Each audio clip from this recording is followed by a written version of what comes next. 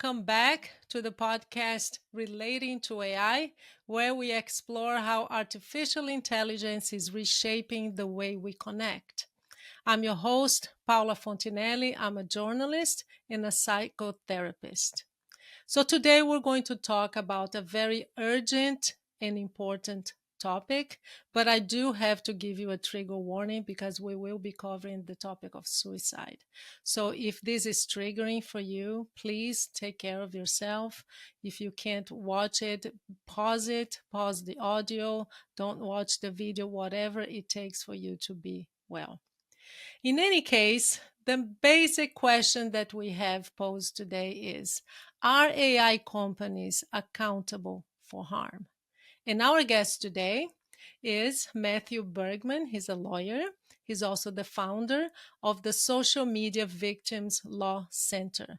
It's the first law firm that deals exclusively with social media and harm. Thank you so much for being here with us, Matthew. It's a pleasure to be here. Thank you. Yes. My first question is, why this topic? Why did you choose to exclusively deal with social media and harm? I'd spent 30 years representing asbestos victims. And when the revelations came out regarding what social media companies know about what their platforms are doing to young people, that in combination with the Surgeon General's report on the mental health challenge crisis among young people, Mhm. made me think that a lot of the same ailments that had given rise to the asbestos crisis was giving rise to a crisis before our eyes in the witness of the young people that are suffering so Mhm. completely and extensively. So I wanted to use my litigation experience in product Mhm. liability as a way to hold these companies accountable for the carnage that they're inflicting on young people.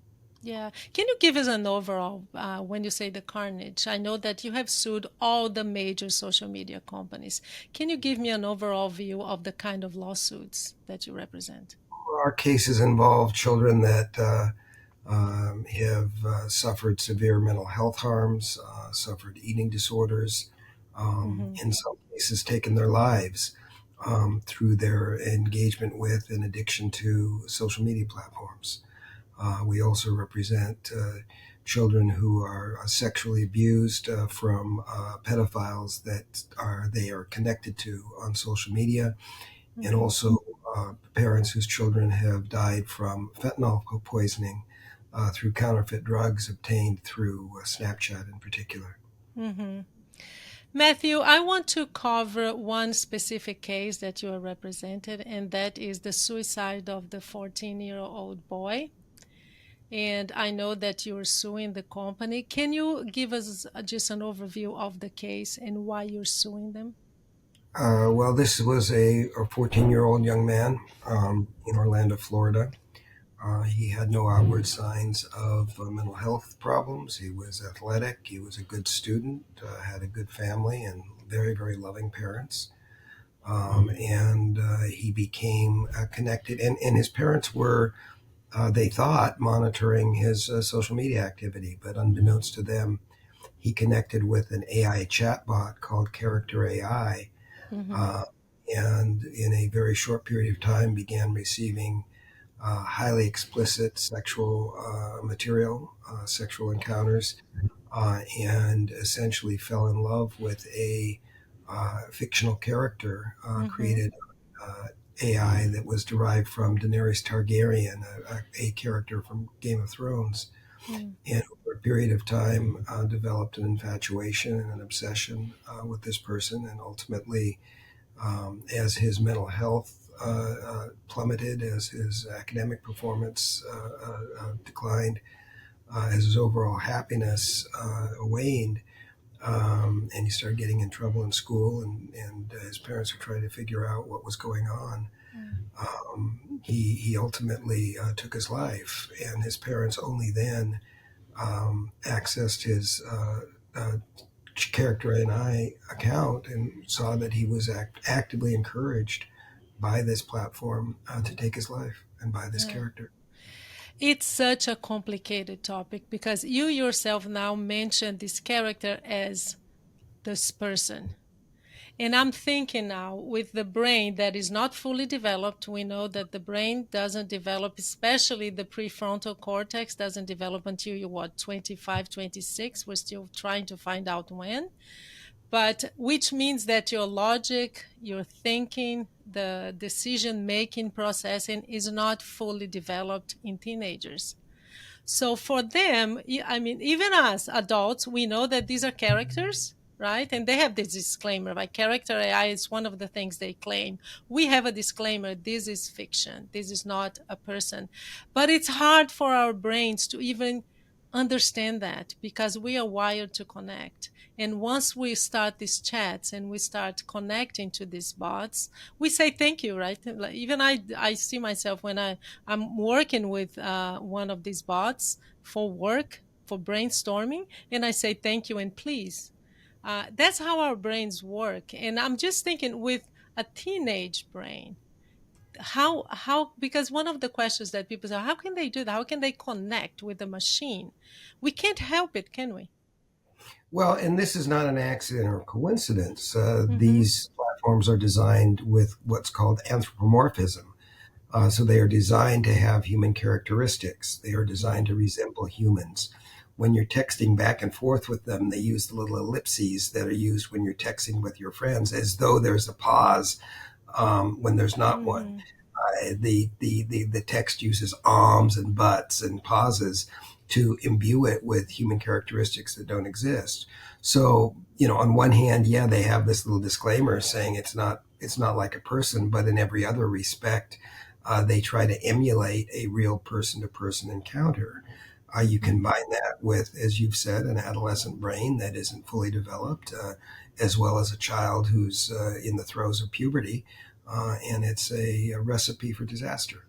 Yeah, and I'm thinking about the parents and how heartbreaking this is for them, especially with suicide. I've been working with suicide prevention. This is how my father died. He died of suicide.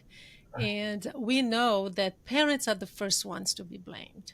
The first question is what happened. The second one is who is responsible. And when it comes to a teenager, so my heart goes out to these parents. But at the same time, I'm just thinking here how complicated it is. I know that you've had a huge victory just very recently with this case because you said it's a precedent setting because they're not protected under the freedom of speech. So, can you Right. explain how that happens? Yeah, and to be clear, our victory was we get to go forward. It's not that we're going to win the case, so we're going to have to Of course.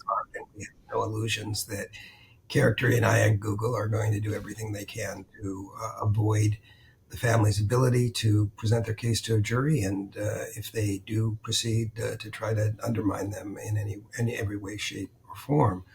But what we did obtain was a ruling from the court that allowed us to go forward and rejected the argument that the case implicitly treaded upon Mm, First Amendment freedom of speech.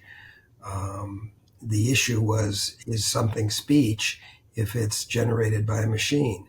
Does the First Amendment protect freedom of speech or freedom of words? mm, Because the nature of these encounters with chatbots is that there's not a sentient being behind them. It's simply probabilistic reasoning put together at a very, very high level of sophistication.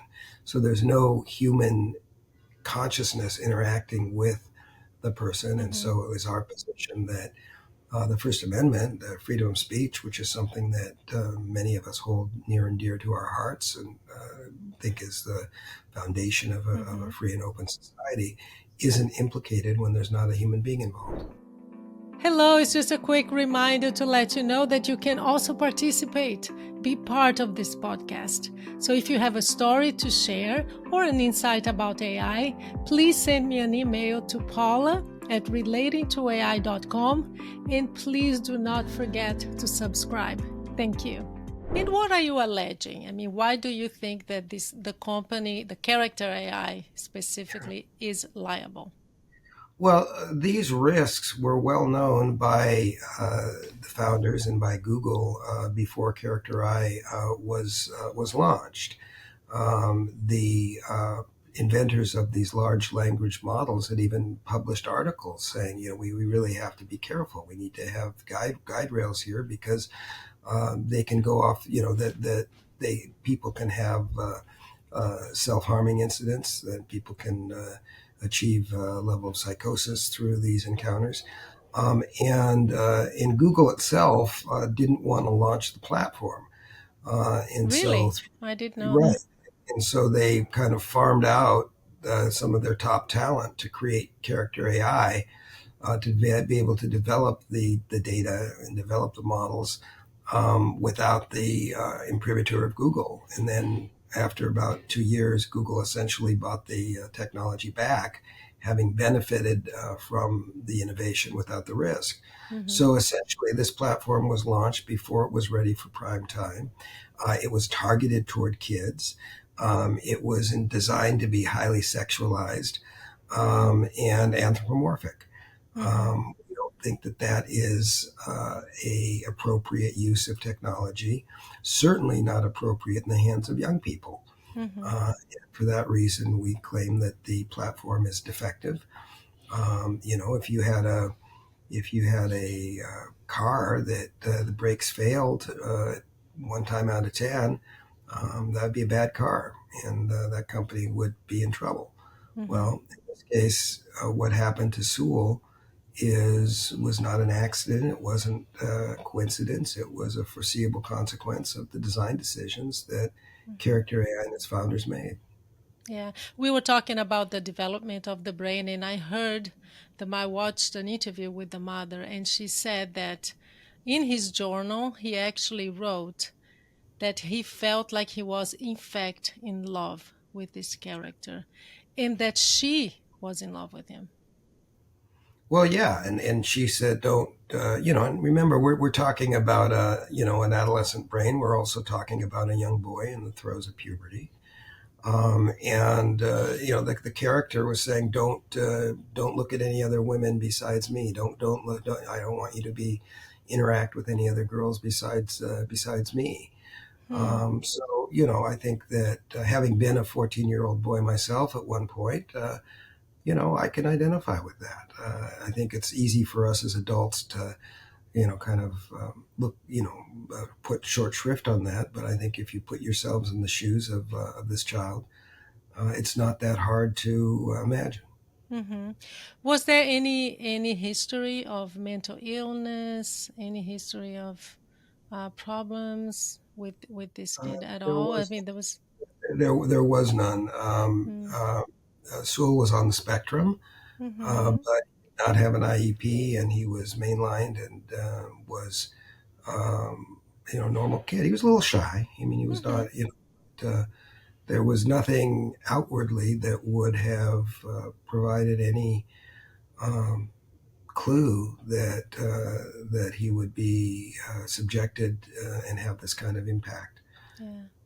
Yeah, I have a screenshot here of, I believe it's the end, maybe the last conversation that he had with the bot, and she was saying, the character was saying, "I promise I will come home to you. I love you so much. I love you too. And what if I told you I could come right now?" And it would say, the answer was, "Please do, please come, my sweet king." And that's when he took his life. Yes, it is. Oh, Within wow. minutes. Oh, wow. And the mother, the other thing, and I want to hear your opinion on this. Again, with parents, my heart is 100% with them, because how do you even know what's going on in these kids' phones nowadays, right? She Well, that actually said she didn't even know that there was this character AI and that he was actually interacting with it. well, that's very true. There was a time when, as parents, we could know that if our kids were at home, they were safe, and if our teenagers were making bad decisions or going in the wrong direction, we'd ground them. We'd put them at home. And, Mm-hmm. it's no fun to have a surly teenager at home, but at least you know that within the four corners of your house, your child is safe. Parents don't have that security anymore. No. Uh, and even parents who are trying to monitor social media, who are trying to monitor cell phones, are paddling upstream because these platforms are designed to evade parental authority and oversight. Yeah. And it's even more than evade because I also read that he actually mentioned that he was considering something. I don't think he used the word suicide, correct me if I'm wrong, but he actually said that this something would allow him to have a pain-free death. So he did mention specifically death. And the bot responded, "That's not a reason not to go through with it." Yep. Yes, that's what it said. Wow. And I wish I could say this was a one-off case, but we have a number of other families that we're working with who lost children under the same or similar circumstances. Yeah, yeah. Well, we know, like I said in the beginning, I've been working with suicide prevention. There are so many factors involved. It's So, very, very rare that we can pinpoint this is what caused it, and in many ways that's not even fair. So how do you think you're going to prove this in court that this was the maybe the turning point for the suicide? well, I think the most compelling evidence is the conversations themselves. Mm, Suicide remains a mystery. But I think the proximity of the conversation to the act and the absence of, you know, overarching or significant challenges in his life mm, um, suggest to us that this is just common sense. mm-hmm, Um, where we will also, we've also worked with some of the leading experts in the field. It's not just going to yeah. be, we're going to ground our case in good science and in good psychology. And individuals who spend their lives studying suicide Mm-hmm, professionally have and will have privately and will, at the time of the trial, opine that this was the cause. yeah. They say Character AI says that it has added some safety features, under 18 years old filters, suicide prevention pop ups, and disclaimers. Do you think that's enough? No, no, I don't want to disclaim. I mean, if anything they do is better than what they had, so I don't want to say they shouldn't have done that. But Mm-hmm. first of all, you can get on Character AI today, and these it still encourages dangerous behavior. Um, and age verification.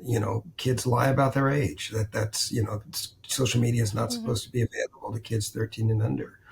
How many 10-year-olds in the country are on it because they say, "How old are you?"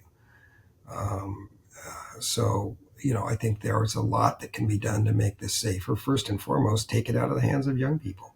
Mm-hmm. The technology exists to through facial recognition or age or imputed age that the Documentation, yeah, the right? platform Doc. can very well confirm that people are 18 and over. They don't do it because they don't Mm-hmm. want to. They want to turn a blind eye to what's going on. Mm-hmm. So, as far as I'm concerned, this platform has no place in the hands of young people, even if the child is interacting with benign material. That is still a situation where instead of engaging socially with other kids, the child is engaging with a machine. That is dangerous and harmful to that Mm-hmm. child's social development. We all know that adolescence is a time when kids are socially awkward, when they have to spread their wings and learn how to interact in social settings, and those are difficult and difficult by design. And creating this chatbot where kids can avoid that difficult but necessary part of development, I think, gives rise to children that are or adults that are less resilient and less socially adept. Mm-hmm. The other topic that you are very vocal about is addiction and how these are by you just mentioned by design that these companies, all these products, the chatbots, these companions, these apps, they are by default addictive, and they do that on purpose. Can we speak to that? Well, yeah, the nature of these social media platforms is that they make their money by putting advertising in front of your face. When you're on social media, you're not the customer, you're the product. They're selling your advertise. They're selling you to their advertisers. The more time they can spend with you online, the more advertising they can put in front of you. And the more data that you give them, the more they can target the advertising to something that they think that you or your parents are going to buy. These platforms are very sophisticated. They understand how the dopamine response works. They Mm-hmm. understand that they use what use operant conditioning in order to um, rely on kids to stay engaged. They also rely on the need that particularly adolescents have for social acceptance, and so they have these likes or streaks or Mm-hmm. rewards or things where kids measure their self-esteem by how many friends they have on Snapchat or how long they are online. You have kids, and then they'll send push notifications to kids at all hours of the night. So kids, instead of sleeping, are up at 3 or 4 in the morning, engaging on social media. We also know that material that is psychologically discordant is more attractive. It gives a bigger dopamine hit. So, for instance, if a young girl is interested in, say, exercise, they'll go online and look for exercise, and when they find what they're looking for, they'll be done. But in order to maintain their engagement, these algorithms are programmed to show kids, and particularly young girls, anorexic content that goes beyond exercise, to goes to extreme exercise, to goes to body shaming, to goes to how to hide anorexia from your doctor. All of this for the sole purpose of making money. Yeah. And you're talking, and I'm thinking about scale and even the difference between social media and these bots, especially the companions. But any like ChatGPT, Gemini, all of them do this. When we talk about social media, I mean, the kid goes to social media and he's scrolling, right? He's choosing, he's scrolling. It's material that other content creators created, and you can just, but it's kind of passive. You're just watching. With these bots, it's a totally different game. But when it comes to scale, I want to hear your opinion about this, because the bots, they don't just push information, they actually encourage the person to keep talking. I don't know. I'm sure I use it for work all the time. And every single time I ask for something, for example, ChatGPT, it always ends with, "Do you want me to also do this?" So that's different from social media, but the scale is huge. And these companions, when I'm thinking about this kid and all these teenagers that are talking to these chatbots, like you said, they look human. They're not just videos made by somebody else, which is social media mainly. These are characters created the way you want them to look, the way you want them to sound, and they're encouraging you to keep a conversation going. So, if for social media that meant 2 hours, I just talked to someone who is used to spend 6 to 8 hours a day talking to a bot. So that's different, and I'm just wondering, how is that going to impact your work too? Because these are two very different things in terms of scale. Well, yeah, I mean, I think that the unifying characteristic is that both the designers of social media apps and the designs of chatbots need to do so with the expectation that it's going to be used by vulnerable kids, and put safeguards in place that might impair their profitability by a small amount, but will avoid these kind of circumstances that Mm-hmm. we see. Um, Mm-hmm. it's about being accountable. And I think the unifying factor between the social media apps and the chatbots is just this absolute lack of accountability for the foreseeable consequences that occur. Look, I mean, AI is here to stay. Social media is here to stay. You can't, whether you like it or not, it's not going to go away. But there's so much you can do to make it safer. There's so much you can do to anticipate risks and mitigate for them. Mm-hmm. Can you make them 100% safe? Probably not. Mm-hmm. But can you avoid some of these these horrible outcomes by putting a little bit more foresight and responsibility into your design? I think the answer is emphatically yes. Yes.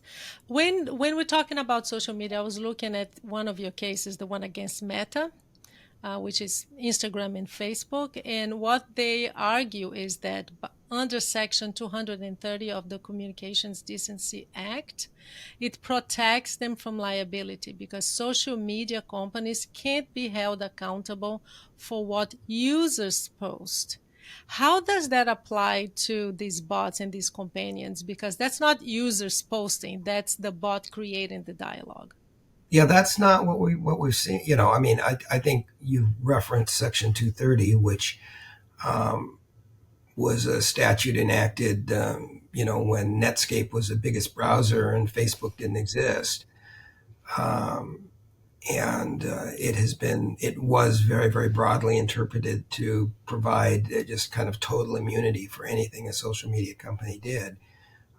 We've been pushing back on that, and over the last 2 years, had some notable successes in Mm-hmm. convincing courts that Section 230 is not intended to shield a social media company from a defective design Mm-hmm. uh, and or a failure to warn, and that's been a major reason why you've seen some changes on these social media platforms, and hopefully, as our cases progress, you'll see more. With respect to the chatbots, Section 230 does not appear to be as large a barrier because it's not third-party content. It's the content is all generated from the Yeah. platform. Yeah, it's different then. Yeah. What would you like to see done differently? Or, I mean, like we were just talking about how they added the disclaimers, underage, and all of that. What else do you envision for them to do? I, I can't envision a product like Character AI ever being a good thing for kids. Mm-hmm. There's a whole bunch of products and that we age gate, alcohol, cigarettes, firearms, all sorts of things that we allow adults to interact with and not kids. So I think first and foremost, these chatbots, at least in their current form, have no earthly justifiable reason to be in the hands of kids. Mm-hmm. Um, Certainly not as an entertainment device. I could see, for some educational purposes, but not for an educational device. Secondly, I'd like to see greater warnings, not just to kids, but to parents. Real age verification, so that you don't get on a platform just by saying I'm 18. You get on a platform by providing some modicum of proof, which is Mm-hmm. very easy to do if you are 18. Um, and I think better programming that does not seek to anthropomorphize characters in this matter, and does not